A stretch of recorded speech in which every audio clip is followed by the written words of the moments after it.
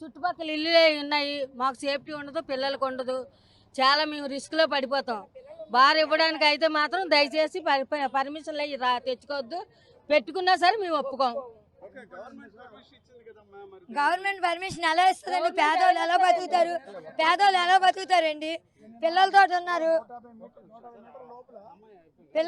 పిల్లలతోటి ఉన్నారండి, అందరూ చదువుకున్న పిల్లలు. ఇటు పక్క స్కూల్ ఉంది, ఇటు పక్క ఏమో ఎంతో ప్రసిద్ధి చెందిన బెల్ల వినాయకుడి గుడి ఉన్నది, దేవాలయం ఉన్నది, చిన్నపిల్లలు చదువుకున్న స్కూల్ ఉంది, కాలేజీకి వెళ్ళి వచ్చి పోయే పిల్లలు, మేము ముసలోళ్ళు ముత్తుకోవాలి అందరూ ఉన్నారు. తాగుబోతే అదవులు తాగిసి వచ్చి ఎవరికి హాని తలపడితే ఏంటండి పరిష్కారం?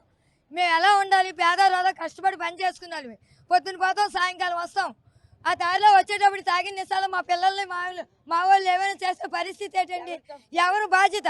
గవర్నమెంట్ బాధ్యత పడుతుంది. గవర్నమెంట్ పర్మిషన్ ఇస్తే బుద్ధి లేదు గవర్నమెంట్కి. పేదవాళ్ళు బతకక్కర్లేదు. మరి ఇంకా మేము ఇక్కడ డబ్బున్నోళ్ళే బాగా పైకి వచ్చేయాలి, అది బాగా సంపాదించుకోవాలి. పేదవాడు ఎలా పోయినా పర్లేదు.